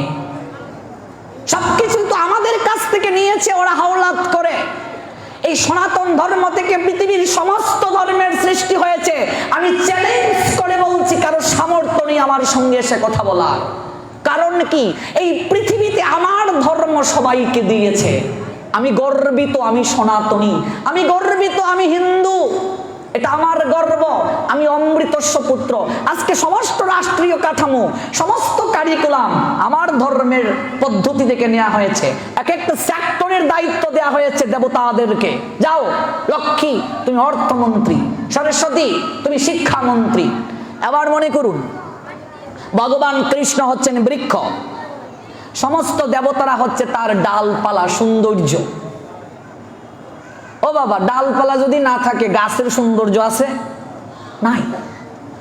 এবার মনে করুন কেউ যদি মনে করে না আমি লক্ষ্মীর পূজা করতাম না, আমি ধন সম্পদ যার কাছ থেকে লক্ষ্মী এনে দেন তারই পূজা করব, তাতেও আমাদের সনাতন শাস্ত্র বলছে তোমার দেবতার পূজার প্রয়োজন নেই।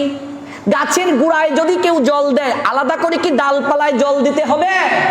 হবে না। গাছের গোড়ায় যদি জল দেয় আলাদা থেকে ডালপালা পরিপুষ্ট হয়ে যায়। কেউ যদি কৃষ্ণ পূজা করে, সে যদি কোনো দেবতার পূজা নাও করে তাহলেও তার কোনো সমস্যা হবে না। কত সুন্দর পদ্ধতি আমাদের সনাতন শাস্ত্রে। গীতায় ভগবান বলছেন যারা দেবতার পূজা করে তারা দেবলোকে যাবে, যারা পিতৃপুরুষের পূজা করে তারা পিতৃলোকে যাবে, যারা ভূত প্রেতের পূজা করে তারা ভূত লোকে যাবে। ভগবান কৃষ্ণ বলছেন আব্রহ্ম ভুবনাৎ লুকা পুনঃ আবর্তিন অর্জুন মামুপেত্তত কন্তেয় পুনর্জন্ম ন বিদ্যতে। হে অর্জুন, তুমি এই লোক থেকে ব্রহ্মলোক পর্যন্ত যত লোকেই যাও না কেন সমস্ত লোক থেকেই তোমায় ফিরে আসতে হবে। কেবলমাত্র আমার যারা আরাধনা করবে এই জগৎ সংসারে আর কোনোদিন তাকে ফিরে আসতে হবে না, হবে না। কত সুন্দর কথা। গীতাটা যদি কেউ পড়ে সমস্ত উত্তর সে পাবে, সমস্ত উত্তর সে পাবে। তাই ভগবান বলছেন আমা থেকে বড় আর কেউ নাই। আমরা সনাতনীরা একজনেরই পূজা করি, তিনি কে? ভগবান কৃষ্ণ।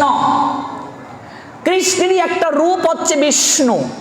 দেখবেন আপনি দুর্গা পূজাই করুন, সরস্বতী পূজাই করুন, মঙ্গলা দেবীরই পূজা করুন, মঙ্গল চণ্ডীরই পূজা করুন, বিপদ নাশিনী দেবীরই পূজা করুন, যত পূজাই করুন, শীতলা পূজা করুন, মূলত তত্ত্বগত দিক থেকে আপনি ভগবানের পূজা করছেন। কারণ দেবতার পূজা করলেও সেই ভোগ নৈবেদ্য এমনকি ভক্তি শ্রদ্ধা সমস্ত কিছু অবিধিপূর্বক ভাবে ভগবানের কাছে পৌঁছায়। যারা সরাসরি কৃষ্ণের পূজা করে সেটা বিধি, আর যারা দেবতার পূজা করে ভগবানকে দেয় সেটা হচ্ছে অবিধি। এবার আপনি সিলেক্ট করবেন আপনি বিধিভাবে যাবেন না অবিধিপূর্বক যাবেন। কেউ দেবতার পূজা করলেও তাকে নিন্দা করতে নাই।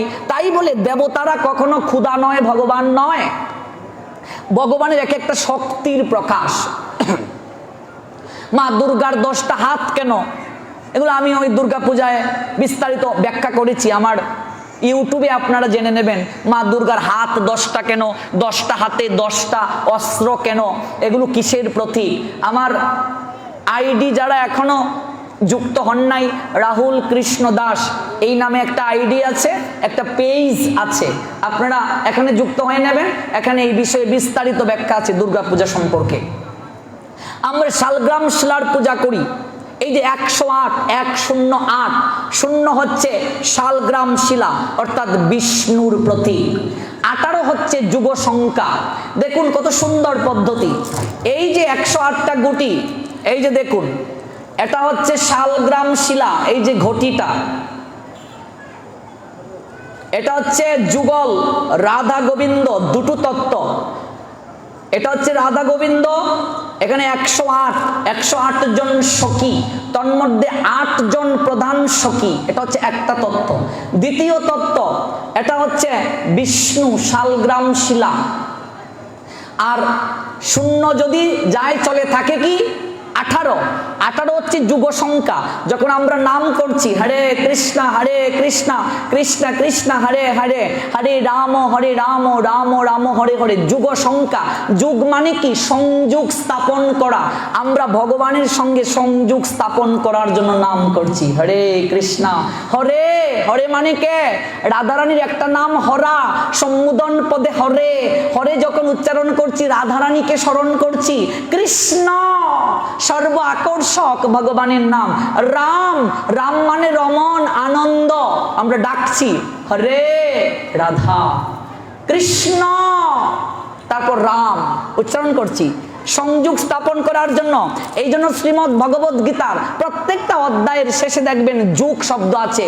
অর্জুন বিষাদ যুগ, সাংখ্য যুগ, কর্মযুগ, জ্ঞান যুগ, কর্মসন্ন্যাস যুগ, অভ্যাস যুগ, জ্ঞান বিজ্ঞান যুগ, অক্ষর ব্রহ্ম যুগ, রাজবিদ্যা রাজগুজ্জ যুগ, বিভূতি যুগ, বিশ্বরূপ দর্শন যুগ, ভক্তি যুগ, ক্ষেত্রজ্ঞ বিভাগ যুগ, গুণত্রয় বিভাগ যুগ, শ্রদ্ধাত্রয় বিভাগ যুগ, পুরুষোত্তম যুগ, মুখ্য যুগ। এইভাবে 18টা অধ্যায় আছে। প্রত্যেকটা অধ্যায়ের শেষে যুগ শব্দটা আছে। যুগ মানে কি? সংযোগ স্থাপন করা। ভগবানের সঙ্গে আমরা সংযোগ স্থাপন করি। এই শূন্য শালগ্রাম শিলা। আর এই ভারতবর্ষে শূন্যের আবিষ্কার যদি না হতো কিচ্ছু হতো না। আজকে বড় বড় কথা বললে হবে না। এই পৃথিবীতে যখন কোনো কলেজ, ইউনিভার্সিটি কিচ্ছু তৈরি হয় নাই, তখনও এই ভারতবর্ষে টুলের মাধ্যমে আমাদের আর্য ঋষিগণ গুরুকুলে শিক্ষা প্রদান করেছিলেন। আপনি ইতিহাস খুঁজে দেখুন, হিন্দুদের মাঝে যত শৈল্পিক পদ্ধতি, সংস্কৃতি মনা, তারপর হচ্ছে সঙ্গীত জগতের যা কিছু হিন্দুদের মাঝে। কারণ কি? ইতিহাস ঘেটে দেখুন। তার কারণ কি? জ্ঞানের লক্ষ্যে, গানের লক্ষ্যে, শস্য লক্ষ্যী নারী। এটা কাজী নজরুল নিজেই স্বীকার করে গিয়েছেন। কাজী নজরুল তার নারী কবিতায় এটা স্বীকার করে গিয়েছেন। যেহেতু আমি বাংলা সাহিত্য নিয়ে পড়েছি, আমি সেখানে জেনেছি। কাজী নজরুল তিনি নিজে স্বীকার করে গিয়েছেন, এই সনাতন ধর্মের জয় জঙ্কারের কথা বলে গিয়েছেন। জ্ঞানের লক্ষ্মী, গানের লক্ষ্মী, শস্য লক্ষ্মী নারী, সুষমা লক্ষ্মী নারী ফিরিয়েছে রূপে রসে সঞ্চারী। পুরুষ এনেছে দিবসের জ্বালা তপ্ত রৌদ্রদাহ, কামিনী এনেছে যামিনী শান্তি সমীরণ বাড়িবাহ। দিবসে দিয়াছে শক্তি সাহসে, নিশিতে হইয়াছে বধূ। পুরুষ এসেছে মরু তৃষালয়ে, নারী যুগাইছে মধু। নারী শস্যক্ষেত্র উর্বর হলো, পুরুষ চালালো হাল। নারী সেই মাঠে শস্য রূপিয়া করিল সুশ্যামাল। নরবহে হলে নারী বহে জল, সেই জল মাটি মিশে ফসল হইয়া ফলিয়া উঠিল সোনালি ধানের শীষে। জ্ঞানের লক্ষ্মী বলো, গানের লক্ষ্মী বলো, শস্য লক্ষ্মী বলো, সব আমাদের দেবী। দেবী নজরুল স্বীকার করে গিয়েছেন। আজকে মা সরস্বতী হাতে বীণা কেন? এই বীণা মানে কি? সঙ্গীতের প্রতীক। বীণায় 9টা তার রয়েছে। আমরা সরস্বতী পূজা করি, বুঝি না। আজকে হিন্দুরা দুর্গা পূজায়, সরস্বতী পূজায় দেখবে পূজার মণ্ডপটাকে, আর পূজার মণ্ডপ আমরা রাখি নাই, পূজার মণ্ডপকে বানিয়ে ফেলেছি ক্লাব, নর্তকীর নর্তনশালা। পূজার মণ্ডপে দেখবে গান বাজে, লুঙ্গি ডান্স, লুঙ্গি ডান্স, লুঙ্গি ডান্স। পূজার মণ্ডপে ডিজে, ডিজে। কারণ কি? আজকে দেবতার পূজা করলেই সেই প্রতিমার মাঝে ভগবান কিংবা দেবতা আসবে না, এত সহজ নয়। এই জন্যই তো আজকে এত অনাচার হচ্ছে, মন্দির ভেঙে দেওয়া হচ্ছে, ভগবান কিছু বলছে না। এগুলো অপ্রিয় সত্য হলেও শাস্ত্রের কথা মানতে হবে। শুধু ভগবানকে বসালেই হবে না, ভগবানকে জাগ্রত করতে হবে। আর ভগবানকে জাগ্রত করতে গেলে শ্রদ্ধা ভক্তি সহকারে শাস্ত্রের নিয়মে পুজো করতে হবে। একটা পূজাও আজকে সনাতনী হিন্দুরা শাস্ত্রের নিয়মে করছে না, প্রতিমাকে বিকৃতভাবে নির্মাণ করা হচ্ছে। কদিন আগে সরস্বতী পূজার প্রতিমা বানানো হচ্ছে কিভাবে? মা সরস্বতী মোটর সাইকেলের মাঝে চড়ে যাচ্ছে, মা সরস্বতী। গণেশ ঠাকুরের এক জায়গায় প্রতিমা, গণেশ ঠাকুর মোটর সাইকেলের উপরে। এক জায়গায় মা সরস্বতীর প্রতিমা বানানো হয়েছে, ইন্টারনেটে ভাইরাল হয়েছে, মা সরস্বতীর সেলফি তুলতেছে। আপনি যাবেন কোথায়? আজকে পশ্চিমবঙ্গের মতো জায়গায় মুখ্যমন্ত্রী মমতার প্রতিমা বানিয়ে পূজা হয়, যাবেন কোথায়? হিন্দুদের এই দুর্গতির কথা কেউ বলে না, কোনো আলোচক প্রতিবাদ করে না, কোনো হিন্দু নেতা নেত্রী প্রতিবাদ করে না। আজকে আমরা পূজাটাকে তামসিকতায় নিয়ে গেছি, আজকে আমরা পূজাটাকে রাজসিকতায় নিয়ে গেছি। একটা নারী তিনি নেত্রী হতে পারেন, তিনি সমাজের কর্ণধার হতে পারেন, তাই বলে তাকে দেবীর জায়গায় বসিয়ে পুজো, সেটা তো সনাতন শাস্ত্র স্বীকার করে নাই। আজকে কি করে মা জাগ্রত হবে? আজকে দশভুজা মা কেন আজ তিনি শক্তিহীনা? আজকে আমরা তাকে শক্তিহীনা বানিয়ে ফেলেছি আচারের অভাবে, সদাচারের অভাবে। আজকে প্রত্যেকটা পূজার মণ্ডপে গান বাজে, ডিজে ডিজে ডিজে। আমার বয়সী ইয়াং ছেলে পিলে মদ খেয়ে মাতাল হয়ে নাচে, ডিজে ডিজে। মা সরস্বতী, মা লক্ষ্মী, মা কালী, মা দুর্গা আঁচল দিয়ে মুখ ঢাকেন লজ্জায়। এই কুলাঙ্গার সন্তানের আচরণ দেখে মা ভয় পান, লজ্জা পান। ওহে সনাতন সমাজ, ওহে হিন্দু সমাজ, জেগে উঠো। পূর্বপুরুষ পূর্বপুরুষদের ত্যাগের কথা জানো, পূর্বপুরুষরা কি শিক্ষা দিয়েছেন আমাদেরকে, পূর্বপুরুষদের জ্ঞান গরিমার কথা জানো। আজকে সেই পূর্বপুরুষ আমাদের অগ্রজ যারা, তারা আমাদের এহেন কার্য দেখে লজ্জা পাচ্ছেন, তাদের আত্মা কষ্ট পাচ্ছে। আজকে মন্দিরে সঠিকভাবে যদি পূজা হয়, আজকে ভগবানকে যদি সঠিকভাবে জাগ্রত করা হয়, তাহলেই আমাদের দুঃখ নিবৃত্ত হবে, তার আগে নয়। এই জন্য আমাদের এই দিকটাতে গুরুত্ব দিতে হবে। আমরা যে পূজাই করছি, প্রথমে আমরা শালগ্রাম শিলার পূজা করছি, বিষ্ণুর পূজা। পূজা মানে প্রশংসা করা। আমি দুর্গা পূজা করছি, মা দুর্গাকে চণ্ডী পাঠের মাধ্যমে প্রশংসিত করব। আজকে দুর্গা পূজায়, সরস্বতী পূজায় কই চণ্ডী পাঠ, ভাগবত পাঠ তো হয় না? হ্যাঁ হচ্ছে, আমাকে দেখান কোথায় হচ্ছে। আজকে দুর্গা পূজায় কেন ডিজে গান বাজবে, হিন্দি গান বাজবে? আমার মনের মানুষ বন্ধু তুমি হইলাই না, জ্বালাইয়া গেলাই মনের আগুন নিভাইয়া গেলে না, এই ধরনের গান বাজবে। এক জায়গায় পূজায় গান বাজছে, আমি হইলাম গরম চা, আমায় ফু দিয়া খা, পূজার গান। পূজাতে এরকম গান কেন বাজবে? কালী পূজায়, দুর্গা পূজায় বাজবে সেবা সঙ্গীত, ভজন সঙ্গীত। এটা তো গায়ে হলুদের মঞ্চ নয়, এটা তো বিয়ের মঞ্চ নয় যে পূজাতে, এটা কি ক্লাব যে পূজাতে এরকম গান বাজবে? একজন অভিভাবক, একজন পূজা কমিটি, কেউ কিচ্ছু বলে না। এই জন্যই তো হিন্দুদের দুর্দিন ঘনিয়ে আসছে, আরো দুর্দিন আসবে। মা দুর্গা, যার নাম দুর্গতি নাশিনী, দুর্গতি নাশ করেন। মনে রাখবেন, আমরা নিয়ম থেকে যখন সরে যাব, মা দুর্গার আরেকটা নাম হচ্ছে দুর্গতি দায়িনী। মা দুর্গার পূজা করার পরও দুর্গতি নাশ হচ্ছে না, তার মানে কি?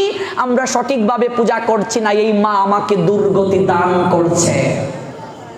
সঠিকভাবে বিচার করো, ঠান্ডা মস্তিষ্কে বিচার করো, ঘুমিয়ে ঘুমিয়ে ভাবো আমরা কোন জায়গায় আছি। এখানে আমার বাবা কাকা জেঠার বয়সী যারা, আপনারা যখন ছোট ছিলেন তখন পূজার মণ্ডপ কম ছিল, দুর্গা পূজা কম ছিল, কিন্তু সাত্বিকতা ছিল।